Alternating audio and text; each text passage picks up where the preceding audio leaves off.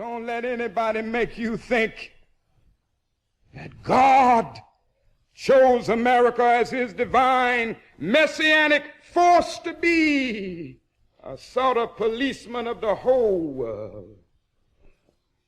God has a way of standing before the nations with judgment, and it seems that I can hear God saying to America, you are too arrogant. And if you don't change your ways, I will rise up and break the backbone of your power.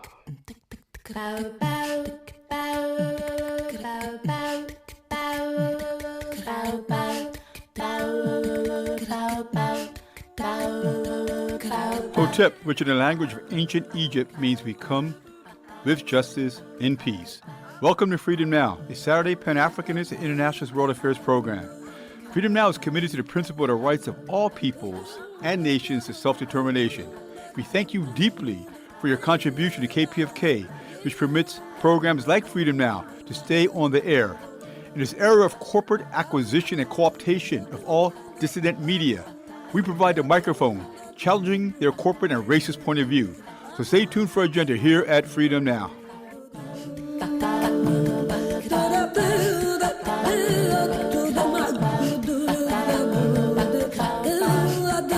Fellas, I'm ready to get up and do my thing. I want to get into it, man, you know. Freedom Now.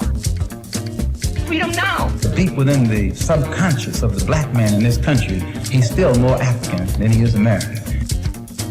But the man is jiving him, and the man is brainwashing him every day. Peace, hoteps, and wisdom to all of our faithful and devoted listeners out there in the radio verse. This is Brother Brandon Sankara, and I want to start things off with a thank you to all of you listeners out there who continue to support Freedom Now. You keep us on our mission and allow us to bring you our agenda for today, Saturday, April 12th, 2025.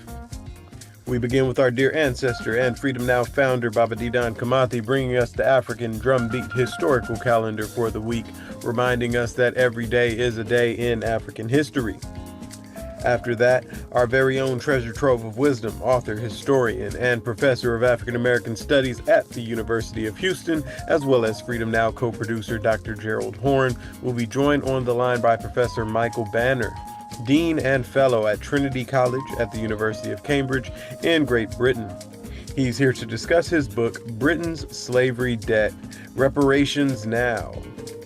Then, in the second half of our program, Dr. Horne will be joined on the line by R.J. Boutelle, Associate Professor of English at the University of Cincinnati in Ohio and author of the book, The Race for America, Black Internationalism in the Age of Manifest Destiny. And lastly, we would like to share an invitation with you coming from the William Grant Still Arts Center in partnership with the Friends of the Congo. As part of the Center's 17th annual African American Composer Series, Congo Sonic, Bantu Beats Across the Americas, they're presenting a special performance on Saturday, April 19th, featuring Asia Monet and Jametta Rose with Voices of Creation. Join them and learn about the global influence of Congolese rhythms and resistance by also experiencing the accompanying exhibition. It's free and open to all, and it's all going down on Saturday, April 19th from 11 a.m. to 4 p.m. at 2520 South Westview Street, Los Angeles, California, 90016. Now I'm going to be on the ones and twos as we pour this knowledge, making sure your mental cup runneth over with revolutionary wisdom right here to quench your mental thirst on Freedom Now, KPFK 90.7 FM in Los Angeles and kpfk.org, streaming live on the web. To make sure we stay on a smooth ride with that cultural vibe you know and love, we'll be enjoying a musical bottom featuring Fela Kuti, Lou Tabakin, Sonny Stitt, Roy Hargrove, Stanley Clark, and Horace Silver. Now people, get ready for this train to come in, taking you one step closer to mental liberation, and stay tuned for that beat of the historical drum, followed by an interview with Dr. Gerald Horne and Professor Michael Banner.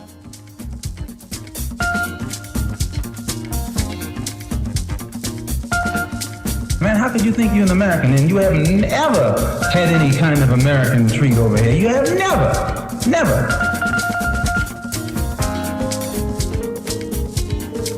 Just because you're in this country doesn't make you an American.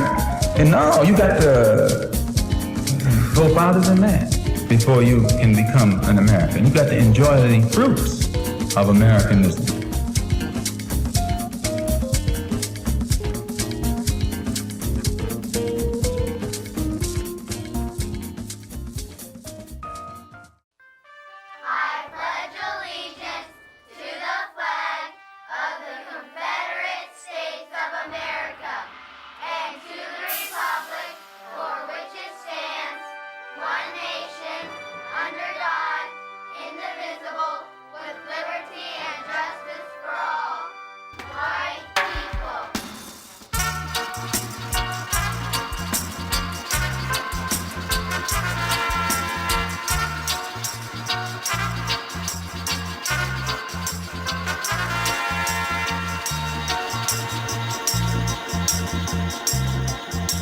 Alafia, this is Brother Didan with the African Drumbeat Historical Calendar for the week of April 13th, here at KPFK's Freedom Now, where we are the only radio station to pay tribute to those sheroes and heroes whose struggles have advanced the forward revolution of society from smaller social units of inequality to larger social units of equality, as well as acknowledging atrocities that European capitalists have continued to plague upon humanity.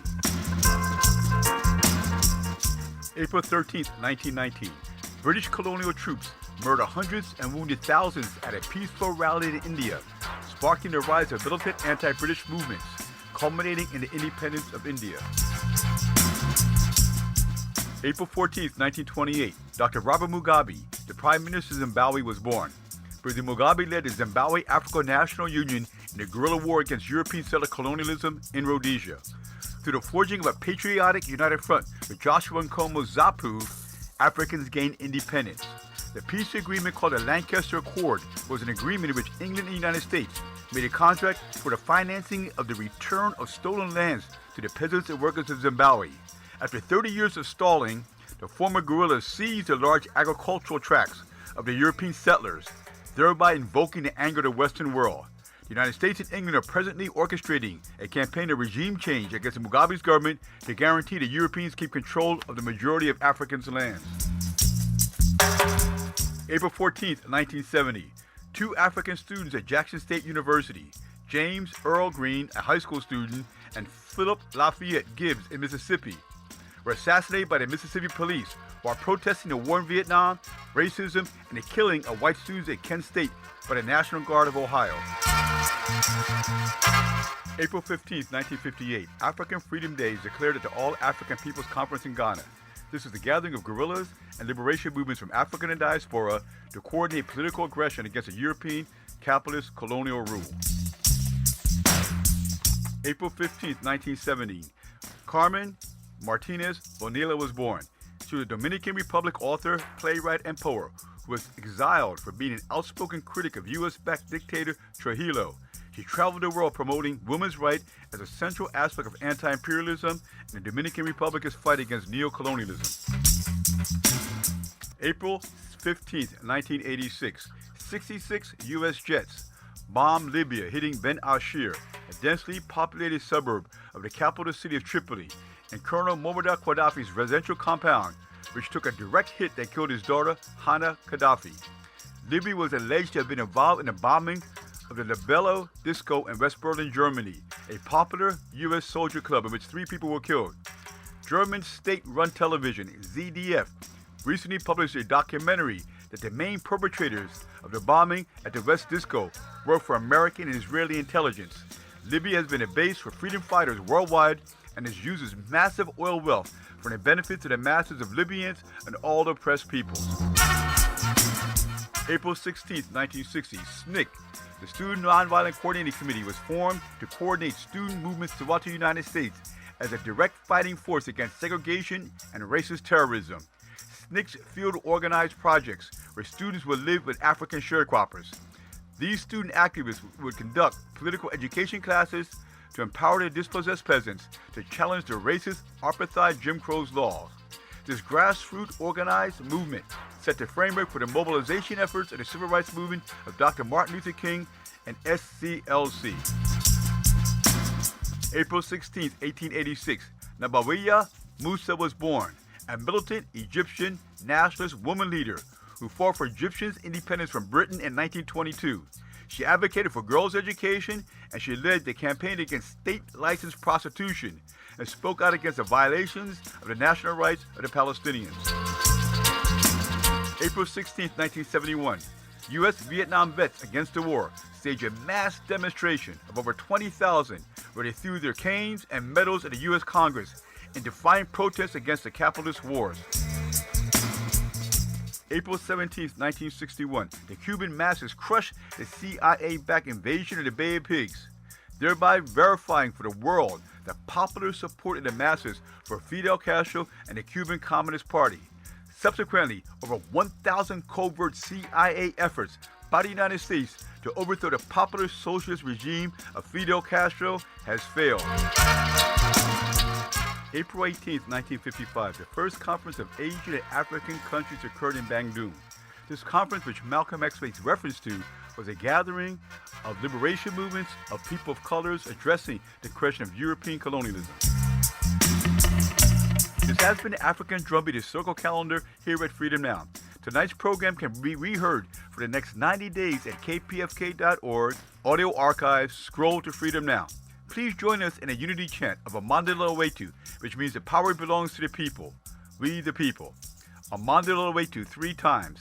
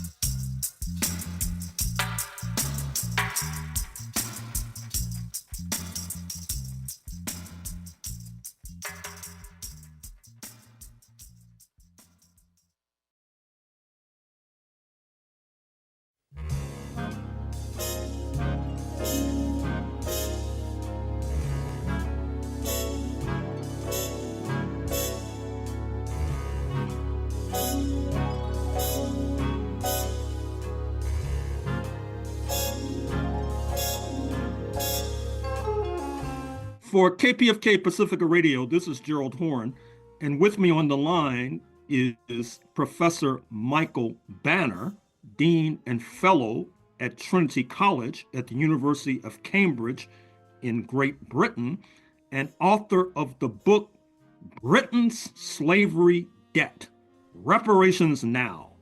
Thank you for joining us on Freedom Now, KPFK Los Angeles, Michael Banner. Great to be with you. And it's great to have you. So why did you write this book? Well, I guess I got interested in the subject quite by chance. Academics, you get asked to do something 2 years out and you say yes, and then when it gets close, you can't remember why you said you did. But I said I'm going to put something in the title about truth, and I changed it from telling the truth to doing the truth, and I decided I'd write something on reparations. And that led me just to look at the whole question, and I convinced myself, I didn't start with a position, I convinced myself that the case that the Caribbean nations have made, the claim they've made to Britain and the other colonial powers, slaving powers for reparations, is a compelling case. So it came about by accident, but I've written a book and I'm now an advocate for the case for reparations being paid to the Caribbean. So how did enslavement of Africans propel the British economy? The British economy essentially from the 18th century onwards, was founded on slave labor. Classically, famously, sugar. What made the Caribbean nations extremely valuable to the European powers was sugar. And your listeners may know or may not know that when Britain was involved in fighting the what we call the American War of Independence, the American Revolution, when that was on, Britain took a number of strategic decisions, which meant that they would hold on to the Caribbean and risk losing the American colonies because the Caribbean islands were so valuable for them. So the whole British economy for a long while did immensely well out of sugar. But what your listeners, I guess, will also know is that after Britain abolished slavery within its own empire, that's in 1833, the British economy was then dependent on cotton and increasingly dependent on cotton from the United States, from the southern states of the United States. And indeed, those enslaved people in the southern states were typically bought on mortgages which were held on British banks. So Britain was financing the enslavement of people in the United States, which was supplying the cotton, which Manchester and the other cities of the Industrial Revolution was turning into cloth. So for 200 years or more, the British economy was entwined, deeply entwined, dependent on enslavement. So what arguments against reparations do you confront in your book? Well, the ones that you get when I talked about this subject, I don't think most of them are really very serious. They're normally a bit of whataboutery. I mean, people say to me, oh, what about the Vikings? The Vikings enslaved people, are they going to pay reparations? Well, plainly not. And the reason they're not going to pay reparations is we can't really identify a group of people who are the heirs of the Vikings, and we can't really find a group of people who have suffered as a result of the Vikings. The difference with this case is that we know that the Caribbean nations are still the Caribbean nations as they were. Britain is still Britain. France is still France. Spain is still Spain. These countries haven't had major disruptions. The wealth of these colonial powers has come from enslavement, and the poverty of the Caribbean, the relative poverty of the Caribbean, comes from enslavement and subsequent colonialism. So there's a continuity. But there are lots of arguments. I mean, one which, again, I think is silly, but I hear it all the time. People come up to me and tell me, did I know that Africans were involved in selling slaves? Well, sure they were, because this was an industrial scale process. 12.5 million people were transported in the transatlantic slave trade. So it's not the picture when I was growing up. I'm 60, whatever, 64. When I was growing up, the picture of Britain's slave trade to show someone on a beach with a canoe. That's not how it happened. You didn't fetch up on a beach with a canoe and take off 10 people. Thousands of people were being transported year after year. It was a quasi-industrial process, and there were people in Africa, chiefs, nations who were incentivized, bribed, paid, whatever you want to say, to themselves capture people and transport them. So sure, Africans were involved, but that no more undermines the case for reparations than the fact that there were Jews involved in the capturing and transporting of Jews under Germany invalidates the case for Germany paying reparations to Israel. So lots of arguments, none I think are terribly serious or weighty. So to what extent do your arguments apply to France, to Spain, to Portugal, and particularly the United States of America? Well, I think the case on the Atlantic side is one. Our side of the Atlantic is one thing, and yes, France and Britain were the major slave trading powers in the 18th and into the early 19th century. Spain and Portugal before that. Denmark had some involvement, and so on. So all those nations have a case to answer.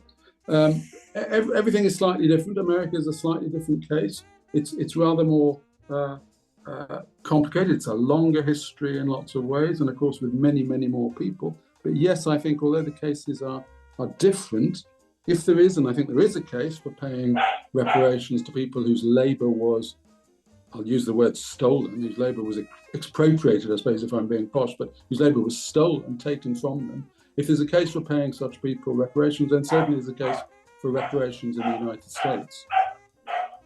How much does Britain owe the Caribbean nations, such as Jamaica, Barbados, etc., and how should it be allocated? Should it be cash grants, for example, to the Treasury of Jamaica, or a mixture of cash and perhaps scholarships to your university, Cambridge, for example? I mean, I think there are different ways of looking at it. Just on the question of how much, in my book, I've actually proposed a sum, because you asked earlier about, what objections do people make. People often say, well, it's all very well, but, how on earth would you find a sum to pay? What would be the sum? Well, there are lots of ways of arguing it, but what's striking in the British case is that Britain actually paid a sum in 1833 when Britain abolished slavery within its empire.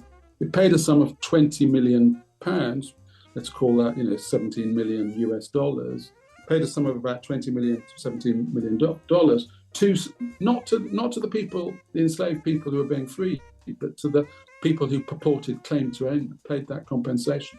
If you do some work, if you look at that number and think what it represents now, the number of people involved, I've come up with a sum of 250 billion UK. Again, let's call that about 200 billion US. Not as saying that is the right answer, that's not the amount of money, but it's a starting point for discussion about the money that came to Britons at abolition when the money went in the wrong direction. The money was paid by the British government to slave owners. It should have been paid, in my view, and in many people's view at the time, it should have been paid to the people whose labour had been stolen. Your further question was how would we deal with this money? In my view, it's very important that one of the things that Britain and its colonial, we haven't really talked about colonialism, but slavery was abolished in 1833, but not much changed.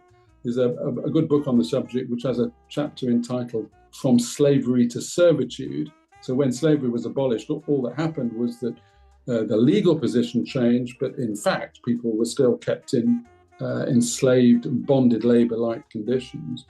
So there's a long history there. And I think what's happened in the colonial period is that those nations, the Caribbean nations, Jamaica, Barbados, and so on, were not set up as ready to flourish in the modern world. And that's through into the 60s and 70s when Britain was still involved in the Caribbean, still a colonial power.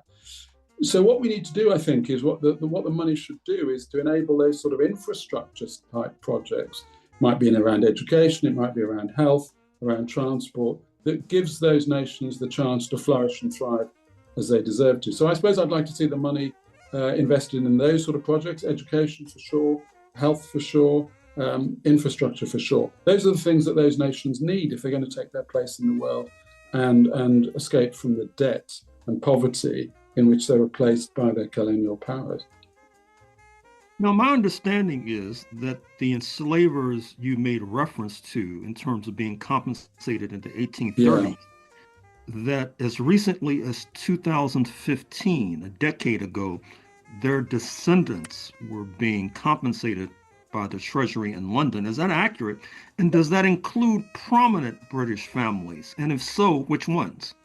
Okay, there's a lot of information to provide if I was to give you a full answer to that. The issue about the money still being paid off, the sum of 20 million, I mentioned 20 million, $17 million. To us, that doesn't sound very much. It doesn't sound a lot of money. At the time, it was absolutely vast. It was something like, 2/3. I get the number wrong, but it was a huge percentage of the amount of money that the British government received every year. It's an absolutely huge sum.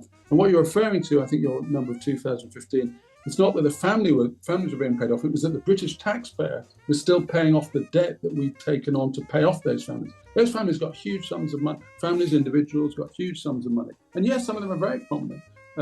There's a member of parliament in Britain by the name of Drax, whose great, how many greats back, was one of the first people in Barbados. There's an estate in Barbados, Drax Estate. He and his forebears, not him, were paid sums of money in compensation in 1833. They're still an extremely wealthy family. He still owns land in Barbados. We could go on. The Earl of Harwood, a very significant family connected with the royal family in Britain. His family took LaSalle's, had money at compensation. They've been slaving for a long time, and so on. We could get down a list of quite prominent families where the money has come down from the 1830s and from their slavery wealth and still sticks with them today. The thing about wealth, I think, and the thing about poverty is that both are quite sticky. If a family gets wealthy, it tends to stay wealthy. If a family is poor, it's hard to get out of it. And so we could trace lots of families in Britain today whose wealth comes from this, vile history of enslavement. Now, will Scotland take the first step towards reparations perhaps inspiring England and Britain as a whole? And if so, why Scotland? It may. I mean, your listeners would need to be quite familiar with British politics to have a good guess as to why that's so. But it's roughly that the Scottish government tends to be a little bit more radical, a little bit more open-minded than the UK government. So it may, the British government in general. So it may be that Scotland does take a lead. It'd be great if it did. And Britain may follow. It would be great to see Scotland showing up the rest of the United Kingdom, yeah. What are the prospects for reparations in the 21st century? And I mention this in the context of hearing a riveting speech by Prime Minister Mia Mottley of Barbados at the African Union Summit in Addis Ababa, Ethiopia, quite recently. And she announced that there will be a face-to-face summit between the Caribbean community and the African Union in Ethiopia in September 2025, with reparations being high on the agenda. In that context, what do you see as the prospects for reparations in this century?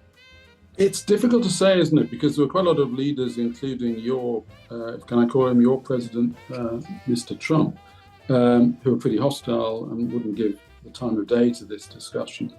And of course, our Prime Minister of Britain, Keir Starmer, has recently said, well, he said less than 6 months ago, reparations are not up for discussion. He rather quickly changed his tune. There was a summit of the Commonwealth nations, the nations which have been part of the British Empire previously, now part of the Commonwealth as we call it. And the King, our King Charles was there, the Prime Minister was there, and the line was, from Britain, reparations not on the agenda. But it was the only thing people were talking about, the Caribbean nations in particular, and you've made reference to these further discussions that are coming up through the year. It's not a subject that will go away.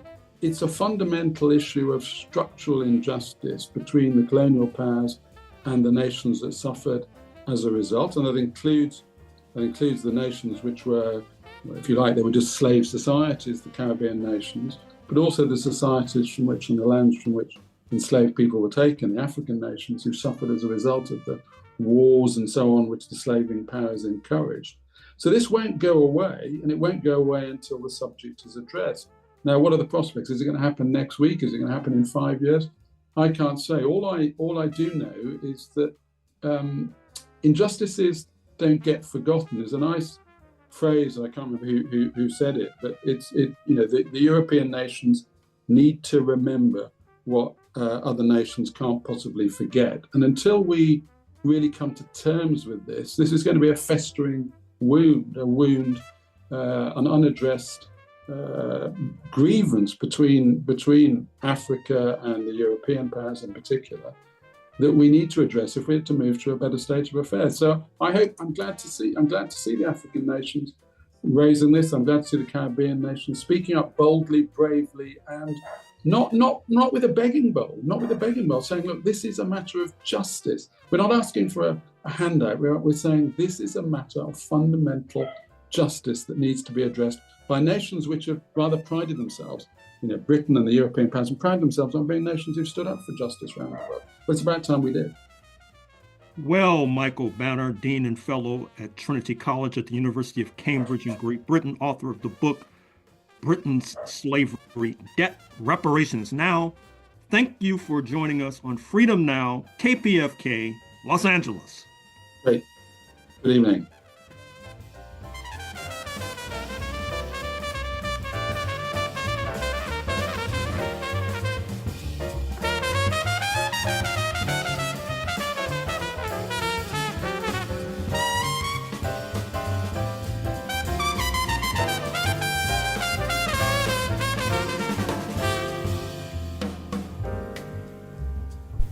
This is Sister Flora, and you are listening to Freedom Now at KPFK 90.7 FM in occupied Mexico, including Los Angeles, 98.7 FM Santa Barbara, 93.7 FM in San Diego, and streaming live on the web at kpfk.org.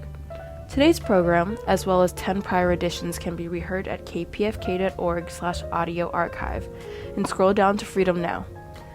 From 12 to 1 p.m., following Freedom Now is our sister Assumpta, with Spotlight Africa addressing issues facing Mother Africa. For a truly alternative international perspective on world affairs, check out RTTV Russia. CCTV China, and online at Presna, Latina Cuba Telesur Venezuela, News 24 South Africa, and Press TV Iran. We will now continue with historian Professor Dr. Gerald Horne.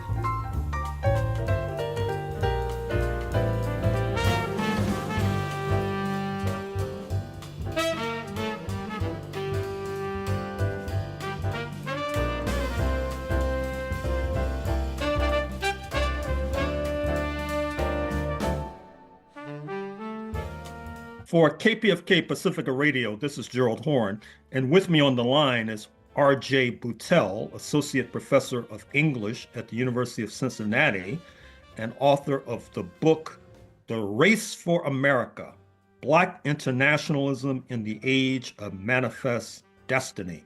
Thank you for joining us on Freedom Now, KPFK Pacifica Radio, R.J. Boutelle.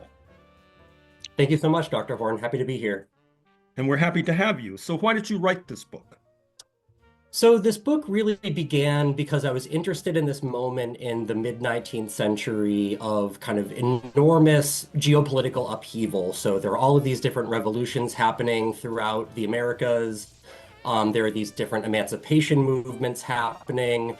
And around this time, the United States is beginning to imagine itself as an empire in the period right before the Civil War. And what was really interesting to me as I started to learn more about this period was that the discourses that we understand as manifest destiny are, when you go back and look at the primary texts out of which these ideas arrived, what they were capturing was this sense of imperialism and the United States beginning to imagine itself as an empire that were explicitly rooted in white supremacy and white nationalism. The idea behind manifest destiny is very explicitly that the so-called Anglo-Saxon race is a chosen race of people who are charged by God to spread civilization throughout the world.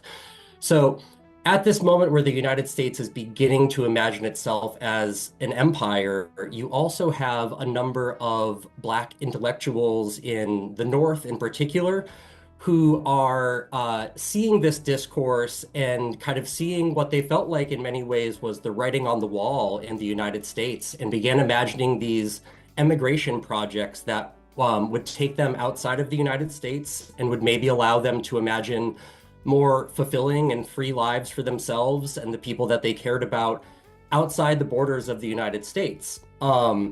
But in imagining those projects, they were actually picking up a lot of the sort of ideological pieces of manifest destiny and sort of taking what was useful to them, disposing of what was not, imagining projects that could challenge the United States expanding and growing endlessly, but that were also sort of envisioned as projects that could stop the US from doing those things, or maybe even establish Black empires or confederacies or sites of community that could challenge the US for supremacy in the Americas or elsewhere. So who was Mary Ann Shadd, and how does she fit into your story? So Mary Ann Shadd is, I think, one of the most inspiring Black figures that I write about in this text. She was the daughter of Black organizers. She was an educator herself. In the 1840s, she picks up and moves to Canada West, or modern day Ontario, and begins a new life there. And in doing so, she ends up kind of theorizing what I describe as the Black borderlands. So in kind of thinking about the Underground Railroad and these Black settlements that ended up developing in Canada after the Fugitive Slave Law in 1850, what a lot of Black activists who lived there were doing was trying to imagine what these Black communities' relationship to the Canadian colony, the British Empire, and the kind of growing US empire would be. And Shadd is somebody who really took that opportunity in earnest, not just to imagine what a Black political community outside the US could look like, but really imagining how if we throw off all of the kind of patriarchal and racist ideas of what it means to be a citizen, what it means to be a member of a nation and the community, and use this new community in Canada West to really rethink what gender roles could be, what citizenship could be. Her writings in both the both her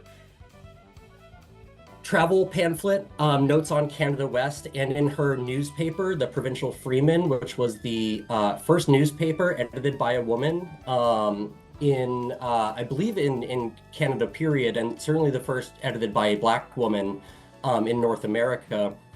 In these publications, she was using the discourse community that she was a part of to really imagine new ways of performing gender, new ways of being a woman in these communities, and really using that to challenge not only political borders, but also the borders of what kinds of opportunities were available to women and to Black people more broadly at this time. Mm-hmm. And who was Martin Delany, and how does he fit into your story? So Martin Delany is one of the better known Black radical intellectuals of the mid-19th century, and in particular is sort of known for his very militant posture. So he was a radical abolitionist, he was a medical doctor, he was a novelist. And in this project, I look at Martin Delany as somebody who, in the early 1850s, was starting to ask these questions about, do Black people really have a future in the US, or is the United States so irredeemably racist that we are just never going to have a future here? And he begins thinking about that in his pamphlet that he publishes in 1852, in which he argues that the West Indies and Central America and Nicaragua specifically were places that Black immigrants from the United States could leave and settle to, and sort of use the demographics in those places to build a Black republic outside of the US. Without, of course, taking into account the fact that there were already people living in these places who had sovereignty and wanted to maybe determine for themselves what the nations that they were a part of and the communities that they were a part of would look like. So I have a chapter in which I write about Martin Delany and James McCune Smith and the ways that they are imagining Nicaragua as potentially a site for Black people to leave the US, settle, and build a new community. But I also write about Martin Delany's novel, Blake or the Huts of America, which is this serial novel published in the early 1860s, in which he imagines a transnational Black revolution. And it's really a transnational Black slave rebellion. The novel itself spans the United States, Canada, West Africa, Cuba, and as the protagonist sort of moves through all these places, I argue that he is actively showing us didactically how to create connections across different Black communities throughout the diaspora, how to bridge the differences between educated and uneducated, free and enslaved, English speakers and Spanish speakers, Black folks born in Africa, Black folks born in the Caribbean or the US South, and how to sort of really put the idea of diaspora into practice, into an kind of effective revolutionary movement. And then I sort of link Delany's theoretical attempts to work through those problems and demonstrate those problems in this novel into the colored conventions movement, and in particular a Black solidarity movement with the Cuban independence movement in the 1870s as part of the 10 Years' War in Cuba. So Delany is, I think, one of the most ambitious, in many ways controversial, but as a result, I think one of the most interesting writers that I engage with in this project. So other than Martin Delany's novel, what else do you have to say about Cuba in your pages? Yes, so Cuba is really interesting because after slavery is abolished in the US, slavery still exists on the island of Cuba. And this ends up becoming a sort of Reconstruction era Black internationalist solidarity project for Black organizers in the United States. So one of the conventions I look at takes place in 1872 in the middle of the 10 Years' War, which was a Cuban independence movement trying to decolonize from Spain. And what you see is Black organizers in the US arguing that slavery needed to be abolished in Cuba and that it was in fact an obligation of Black folks in the United States who had so recently earned and fought for their own freedom and had just gained civil rights that had previously been denied to them with the 13th, 14th, and 15th Amendment, that it was their obligation to express solidarity and really pressure the US government to acknowledge this multiracial rebellion against the Spanish government and this independence movement that was taking place in Cuba at this time. So I kind of track how this convention ends up sort of engaging in this broader petitioning movement and gaining all of these signatures that were eventually delivered to President Grant as a sort of demand on the behalf of Black Republicans in particular, but Black communities more broadly. And what about Liberia, the West African nation? What role does it play in this story? So Liberia is one of the most vexing examples, and I think that's why I begin with a discussion of Liberia in chapter 1, because for a lot of these Black liberation movements and these Black emigration movements, what folks are trying to imagine is what a kind of free and safe place for Black people outside the US could look like. Liberia begins as a colony founded by the American Colonization Society, which was a group of white philanthropists, or certainly white folks who saw themselves as philanthropists, who were trying to, quote unquote, repatriate enslaved African Americans from the US back to Africa, even though most of these people had not been born in Africa, and it had in fact been born in the United States and had maybe several generations of their ancestors who had lived in the United States at the time that they were sometimes against their will deported and relocated to West Africa. But by 1847, and the period that I'm looking at, Liberia had become an independent republic. So it was a Black-directed republic that had its own constitution and was envisioning itself in many ways as the beginning of a Black empire in Africa, and in particular a Black empire that would be led by African Americans who had left the United States and become part of the leadership and government of Liberia.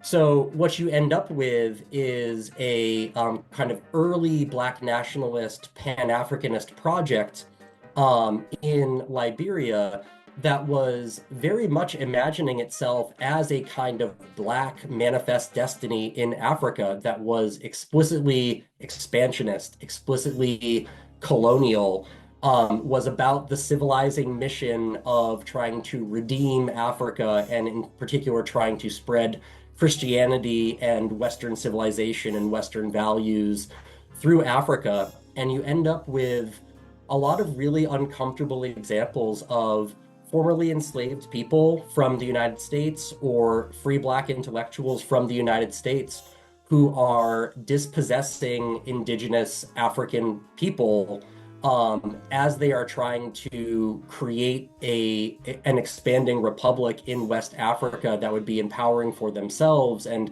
at least in their minds, empowering for the rest of the continent. And you get these really kind of uncomfortable and difficult to process instances of formerly oppressed people going on to oppress other people in ways that they themselves had previously been oppressed. And this is in part a failure of imagination. It is in part a kind of participation in the currency of the realm and the discourses of the period.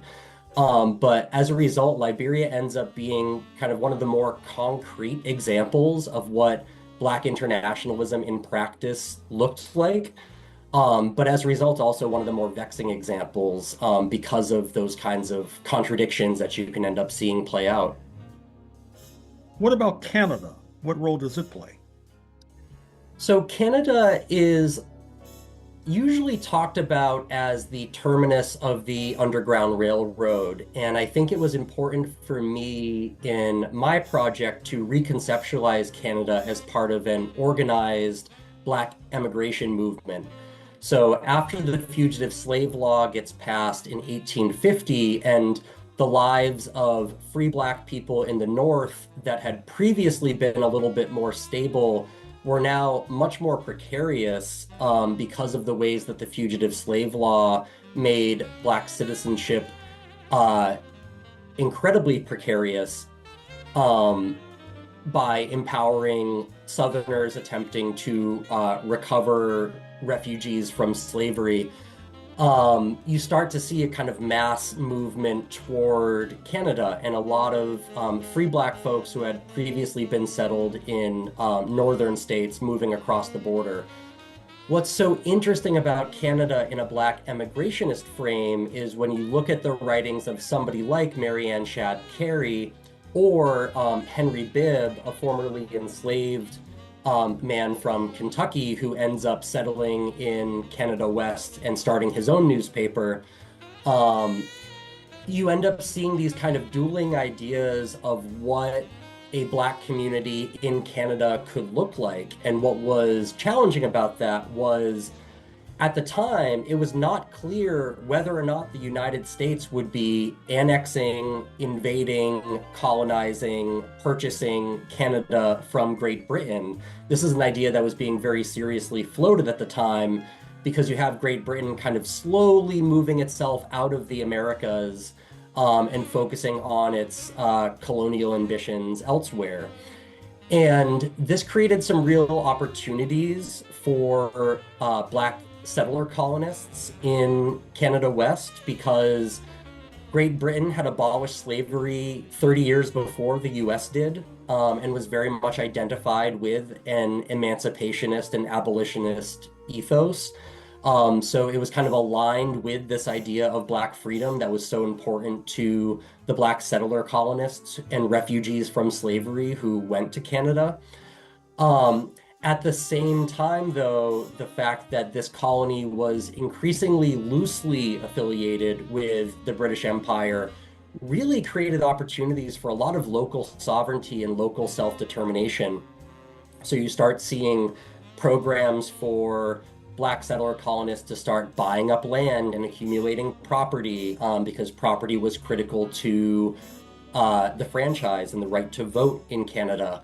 But at the same time, these communities that Black settler colonists and refugees were building in Canada were sort of necessarily being imagined with the idea that the United States could at any time invade these territories and try to incorporate these territories into the United States, which would, of course, very likely lead to the extradition or re-enslavement of many of these folks who had conceptualized themselves as beyond the reach of the US American institution of slavery. So you end up getting a lot of really fascinating lived experiences that settler colonists and refugees are theorizing as they are living through them about what it means to be in this place, in this time, and what are the limitations and opportunities of living beyond the borders of the United States, but also still close to them at a time when those borders could change at any moment. And ironically, as we speak, we're once again facing the prospect of a possible annexation of Canada by the United States of America, which brings me to this question. What does your book tell us, if anything, about the relationship of African Americans to the indigenous, or perhaps even the overall Manifest Destiny project? It's a great question. So in a novel like Martin Delany's Blake, Delany imagines these dialogues between a refugee from slavery, his protagonist, who is traveling throughout the South, sowing the seeds of this massive revolution. And you see a chapter where that character is in the Cherokee Nation and is actually engaged in a dialogue with leaders of the Cherokee Nation. And in those conversations, there are gestures toward the First and Second Seminole Wars, to the Black Seminoles, the fugitives from slavery who traveled from South Carolina and Georgia and ended up settling among the Seminole Nation in Florida. But then that were also sort of forced to travel the Trail of Tears after the Second Seminole War and settle in a place like Oklahoma. So you do see these moments where solidarity is imagined among the indigenous people of the Americas and African Americans specifically. But then you also see moments where, because Manifest Destiny was very much about sort of pseudo-scientific ideas of race and ideas of race that were bound to places that people had come from and who their ancestors were, and was sort of geographically determined in many ways. You end up seeing people like Martin Delaney really buying into the vanishing Indian trope and this idea that indigenous people in the Americas were already sort of fading and were a weak race that was going to be colonized or absorbed or just sort of disappear on their own. So you really do see these tensions where a Black liberation project is in some ways dependent on either this terra nullius idea of starting a colony or a community somewhere outside the US and imagining that place as an empty place where nobody lived currently, as we see in the case of certainly Liberia and Nicaragua. But then you also see these moments within the expansionist impulses in the continental United States, where imagined solidarities among African Americans and indigenous people can be fruitful in some ways, but can also start to break down in other ways. Ultimately, I think what the book is trying to illustrate is that the Black intellectuals whose work is critical to the work that I'm able to do, what they kind of immediately clocked that Manifest Destiny was predicated on these ideas of race and nation and the ways that race and nation were inextricably tied together. And by sort of pulling that ideology apart, they were able to reimagine what race could be, what nation could be, and that ends up leading them to some really interesting places, but also maybe some uncomfortable places for those of us who are invested in the project of Black liberation and are forced to grapple with manifestations of that in the mid-19th century that are pretty explicitly imperialist and colonialist. Finally, R.J. Boutelle, author of the book, The Race for America, Black Internationalism in the Age of Manifest Destiny. What is next on your research agenda? So currently I am working on a new critical edition of Charles Chestnut's The Marrow of Tradition, which is a 1901 historical novel about the 1898 Wilmington Massacre in Wilmington, North Carolina, which was the only successful coup d'etat in US American history in which white supremacists in North Carolina overthrew a democratically elected Black and multiracial government in what was at the time a majority Black city, Wilmington, North Carolina. And in thinking about why it is important to revisit this historical novel now, the January 6th insurrection is obviously an important part of why I think it is urgent that we revisit Chestnut's work. But also Chestnut is, I think, trying to help us to think through how white supremacy works, how white supremacy justifies itself, how white supremacy can justify itself while also trying to embrace Black people into its ambit and into its arms in ways that are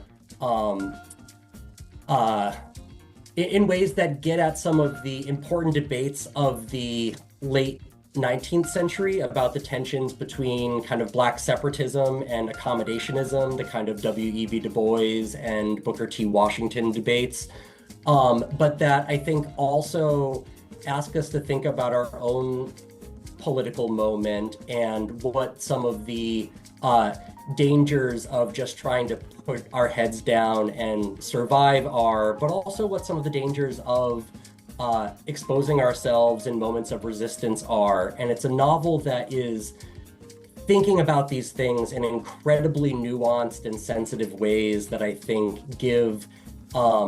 have given me in the classroom ways to talk obliquely about some of the issues that we're all living through right now, but also to kind of give students ways to talk about specific strategies and the pros and cons of them when you are living through a racist and anti-democratic movement. Well, I'm afraid we're going to have to leave it there. R.J. Boutelle, author of the book, The Race for America. Thank you for joining us on Freedom Now, KPFK, Los Angeles. Thank you so much for having me.